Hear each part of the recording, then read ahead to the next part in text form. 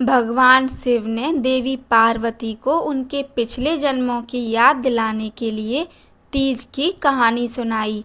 एक बार की बात है, माता पार्वती को अपने पिछले जन्म का स्मरण नहीं हो रहा था।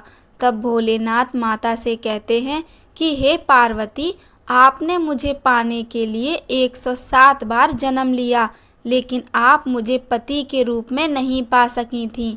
लेकिन 108वें जन्म में आप पर्वतराज हिमालय के घर में पैदा हुईं और मुझे वर के रूप में पाने के लिए घोर तपस्या की।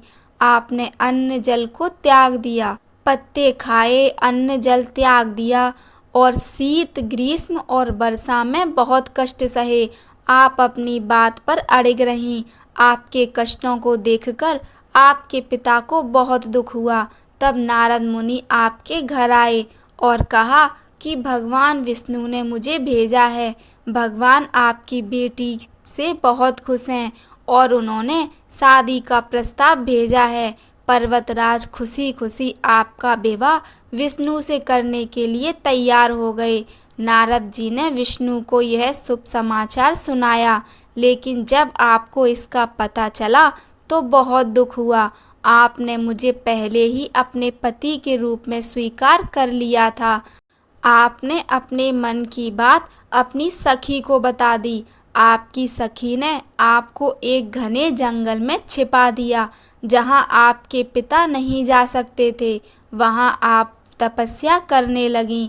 आपके गायब होने से पिता चिंतित होकर सोचने लगे कि क्या होगा अगर विष्णु जी इसी बीच बारात ले आएं। शिव जी ने आगे पार्वती जी से कहा, आपके पिता ने आपकी खोज में तीनों लोकों को मिला दिया, लेकिन आप नहीं मिली। गुफा में रेत से शिवलिंग बनाकर आप मेरी पूजा में लीन हो गईं। मैं आपकी भक्ति से प्रसन्न हुआ। मैंने आपकी इच्छा पूरी करने का वादा किया। आपके पिता आपको खोजते हुए गुफा में पहुँचे। आपने बताया कि शिव को पति रूप में प्राप्त करने के लिए अधिकांश जीवन तपस्या में व्यतीत हुआ है। आज तपस्या सफल हुई। शिव जी ने मेरा पत्नी के रूप में वर्ण कर लिया। मैं एक शर्त पर आपके साथ घर जाऊंगी, जब आप मेरा विवाह शिव जी से करने के लिए राजी हो जाओगे। पर्वतराज हमारा विवाह कराने के लिए राजी हो गए। बाद में हमने पूरे विधि विधान से शादी कर ली।